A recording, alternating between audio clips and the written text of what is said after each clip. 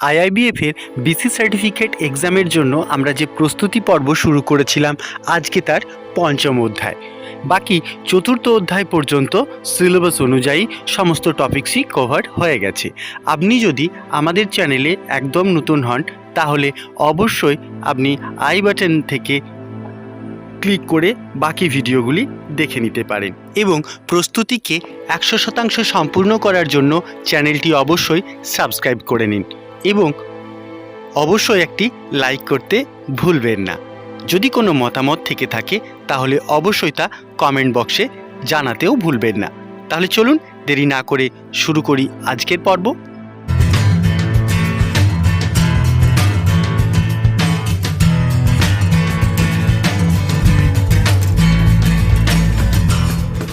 আজ আমরা আলোচনা করব IIBF এর সিলেবাস অনুযায়ী অধ্যায় নম্বর 5। আর এই 5 নম্বর অধ্যায়ের বিষয়বস্তু হলো ঋণ এবং অগ্রিম।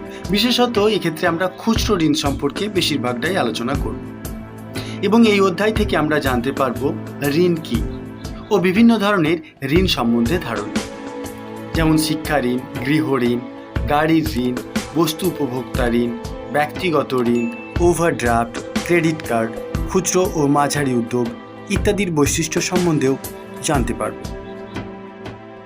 প্রথমেই দেখে নিই ঋণ এবং বিবিধ প্রকার যে ঋণ রয়েছে সে সম্পর্কে কিছু কথা। ব্যাংক বিভিন্ন গ্রাহকদের কাছ থেকে আমানত গ্রহণ করে।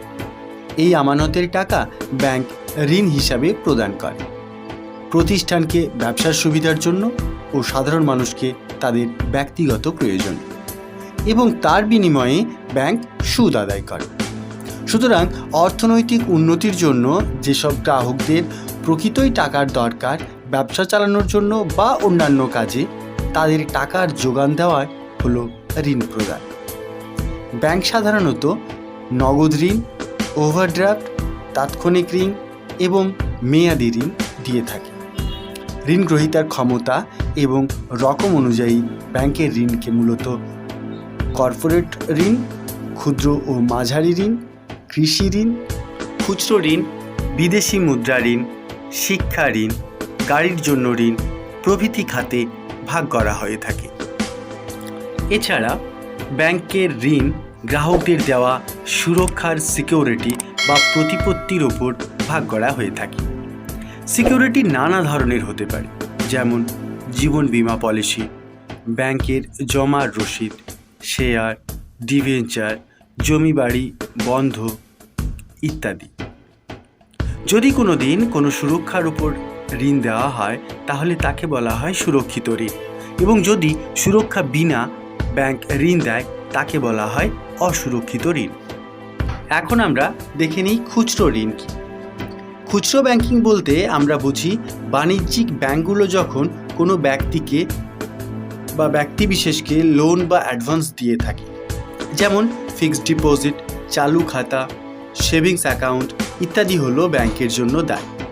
ব্যক্তিগত ঋণ, বাড়ির ঋণ, গাড়ি বা পড়াশোনার জন্য ঋণ, যেগুলি সব ব্যাংকের সম্পত্তির মধ্যে পড়ে। এই সবগুলোকে ব্যাংক খুচরো ব্যাংকিং বা রিটেল ব্যাংকিং বলে থাকে।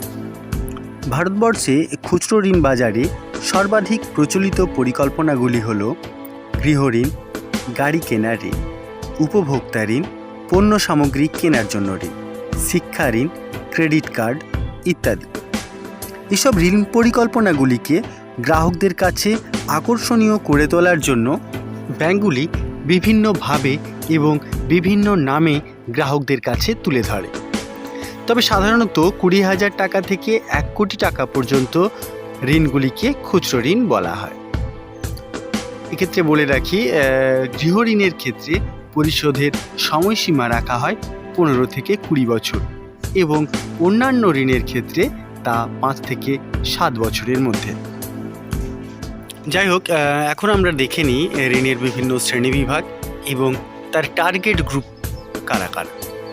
খুচরো ঋণগুলিকে মোটামুটিভাবে বিভিন্নভাবে ভাগ করা হয়েছে এবং তার জন্য গ্রাহক কারা হবে সেটাও ঠিক করা হয়েছে।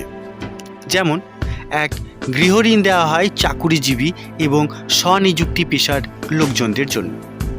সমস্ত ঋণের প্রায় অর্ধেকই হলো গৃহ ঋণের অংশ। 2 অটো লোন অর্থাৎ গাড়ির ঋণ চাকরিজীবী এবং স্বনিযুক্তি পেশার লোকজনদের জন্য। প্রায় সমস্ত ঋণের 1/3 বা 1/3 অংশ রয়েছে এর মধ্যে। এবং 3 শেয়ার সার্টিফিকেট এর জন্য ঋণ। মূলত অধিক সম্পদের অধিকারী ব্যক্তিগণ, ব্যবসায়ী এবং দোকানদারদের জন্য এই সুবিধা রয়েছে।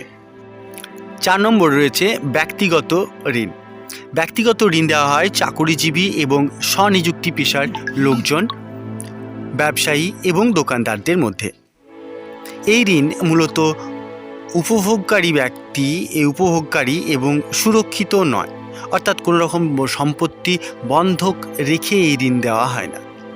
সেজন্য এইসব ঋণ দেনাদারের রোজগার এবং তার নিজস্ব সম্পত্তির ওপর নির্ভর করে দেওয়া হয়। 5 ক্রেডিট কার্ড। ক্রেডিট কার্ডের দেয় টাকা ঋণ হিসেবে চাকরিজীবী, স্বনিযুক্তি পেশার লোকজন, ব্যবসায়ী এবং দোকানদারদের মধ্যে দেওয়া হয়। এরপর আমরা সংক্ষিপ্তভাবে বিভিন্ন ক্ষুদ্র ঋণ প্রকল্পের বিশেষ দিকগুলি নিয়ে আলোচনা করি, যেমন শিক্ষা ঋণ, গৃহ ঋণ, গাড়ির ঋণ, বস্তু উপভোক্তা ঋণ, ব্যক্তিগত ঋণ, ওভারড্রাফট, ক্রেডিট কার্ড ইত্যাদি। প্রথমেই আমরা জেনে নেব শিক্ষা ঋণ সম্পর্কে। শিক্ষা ঋণ কি না, মেধাবী ছাত্রছাত্রীদের ভারতবর্ষ অথবা বিদেশে উচ্চশিক্ষার খরচ মেটানোর জন্য এই ঋণ দেওয়া হয়। এর মুখ্য উদ্দেশ্য হল মেধাবী ছাত্রছাত্রীদের বহনযোগ্য সুদে উচ্চশিক্ষার খরচের যোগান দেওয়া। এর যোগ্যতা কি, অর্থাৎ কারা কারা এই শিক্ষা ঋণ পেতে পারেন না, 10+2 শ্রেণী অর্থাৎ উচ্চ মাধ্যমিক পরীক্ষায় উত্তীর্ণ হওয়ার পর মেধা পরীক্ষার মাধ্যমে কোনো স্বীকৃত উচ্চশিক্ষা প্রতিষ্ঠানে ভর্তি হওয়া, ছাত্রের পিতা অথবা মাতা হবে এর সহঋণী। ছাত্রের স্থায়ী বাসস্থানের নিকটতম ব্যাংক শাখার মাধ্যমে এই ঋণ প্রদান করা হয়। এখন প্রশ্ন হচ্ছে, সমস্ত 10+2 বা উচ্চ মাধ্যমিক পরীক্ষার্থী বা পরীক্ষায় পাশ করা ছাত্রছাত্রীরাই কি এই ঋণ পাবে? অর্থাৎ এর উপযুক্ত পাঠ্যক্রম বা কোন কোন বিষয় নিয়ে পড়াশুনো করলে তারা এই ঋণ পেতে পারে, চলুন সেটা দেখে নিই। উপযুক্ত পাঠ্যক্রম, এক্ষেত্রে বলা হয়েছে ইউজিসি বা এআইসিটিই অথবা ভারত সরকার দ্বারা মান্যতা প্রদত্ত পাঠ্যক্রমগুলির মাধ্যমে স্নাতক অথবা স্নাতকোত্তর ডিগ্রি প্রদান করা হয় এমন কোনো বিষয় থেকে। এছাড়াও IIT, IIM, IISc, XLRI, NIFT, এনআইআরডি ইত্যাদি শিক্ষা প্রতিষ্ঠান দ্বারা প্রদত্ত পাঠ্যক্রমগুলি নিয়ে যদি কোনো শিক্ষার্থী পড়াশুনো করে, অর্থাৎ পড়াশুনোর শেষে যদি তাদের চাকুরির সুনিশ্চয়তা থাকে, তবেই সেক্ষেত্রে ব্যাংক এই শিক্ষা ঋণ প্রদানের বিষয়টিতে আগ্রহী হয়ে থাকে। এগুলি ছাড়াও aeronautical engineering, pilot training, shipping, nursing ইত্যাদি ডিগ্রি বা ডিপ্লোমাগুলিও শিক্ষা ঋণের আওতার মধ্যে পড়ে। এখন দেখা যাক এই শিক্ষা ঋণের ক্ষেত্রে কোন কোন খরচগুলি পাওয়া যাবে। না, এক্ষেত্রে যে খরচগুলি পাওয়া যায় তা হলো কলেজ ফিজ, হস্টেলের খরচ, পরীক্ষার খরচ, বইপত্র, কম্পিউটার ও অন্যান্য যন্ত্রপাতি কেনার খরচ, বিদেশে পড়াশুনোর ক্ষেত্রে যাতায়াতের খরচ, ঋণ ও শহরের জীবন বীমার প্রিমিয়াম ইত্যাদি। তাহলে এরপরে একটা প্রশ্ন জেগে ওঠে যে এই ঋণের পরিমাণ কত টাকা বা কত টাকা এই শিক্ষা ঋণ হিসাবে পাওয়া যেতে পারে। না, শিক্ষার খাতে উচ্চতম 10 লক্ষ টাকা ভারতবর্ষের শিক্ষার জন্য, অর্থাৎ ভারতবর্ষের যে কোনো প্রান্তেই আপনি পড়াশুনো করুন, সেক্ষেত্রে 10 লক্ষ টাকা পর্যন্ত পাওয়া যাবে। এবং সেই শিক্ষাটা যদি বিদেশে হয়, অর্থাৎ বিদেশের মাটিতে হলে আপনার এই ঋণের পরিমাণ সর্বোচ্চ 20 লক্ষ টাকায় পৌঁছে যাবে। এখন দেখে নিই আরও কিছু শর্ত সাপেক্ষ। সেই শর্তগুলি কী কী, যেমন মার্জিন, সিকিউরিটি কী থাকবে, সুদের হার বা ঋণ পরিশোধের সময়সীমা ইত্যাদি সম্পর্কিত। তো প্রথমেই দেখে নিই মার্জিন কী থাকবে। না, 4 লক্ষ টাকা পর্যন্ত কোনো মার্জিন লাগবে না। 4 লক্ষ টাকার ওপরে ঋণের জন্য ভারতবর্ষে পড়াশুনোর ক্ষেত্রে 5% এবং বিদেশে পড়াশুনোর ক্ষেত্রে 15% মার্জিন মানি লাগবে। অর্থাৎ কোনো ছাত্র যদি বিদেশে পড়াশুনো করেন তাহলে তিনি যা ঋণ নেবেন তার 15% ব্যাংকে জমা লাগবে নিজের কন্ট্রিবিউশন, এবং সেটা যদি ভারতবর্ষের মধ্যে হয় তাহলে তিনি যত টাকা ঋণ নেবেন তার 5% জমা লাগবে। এরপরে রইল সিকিউরিটি। সিকিউরিটিতে কি না, 4 লক্ষ টাকা পর্যন্ত ঋণের ক্ষেত্রে পিতা এবং 4 লক্ষ টাকার বেশি 7.5 লক্ষ টাকা পর্যন্ত পিতা মাতার যৌথ দায় সমেত একজন তৃতীয় ব্যক্তির জামানত, এবং 7.5 লক্ষ টাকার বেশি হলে সম্পত্তি বন্ধকও লাগতে পারে। যাই হোক, সিকিউরিটি জানার পর এরপরে আমরা জেনে নিই এই শিক্ষা ঋণের ক্ষেত্রে সুদের হার এবং ঋণ পরিশোধের সময়সীমা কেমন থাকবে। না, MCLR এর ওপর ভিত্তি করে ব্যাংক সুদের হার স্থির করবে। MCLR কি তা তো আমরা আগের ভিডিওতে আলোচনা করেছি। তো যাই হোক, MCLR এর ওপর ভিত্তি করে সুদের হার ব্যাংক স্থির করবে এবং পাঠ্যক্রম শেষ হওয়ার 1 বছর পর থেকে ঋণ পরিশোধের সময়সীমা অধিকতম 15 বছর পর্যন্ত নির্ধারণ করা হয়। আজ এই পর্যন্তই। পরবর্তী ভিডিওতে আমরা গাড়ি ঋণ বা অটো লোন, সম্পত্তি ঋণ বা বন্ধকি ঋণ, গোল্ড লোন, KCC ইত্যাদি নিয়ে আলোচনা করব।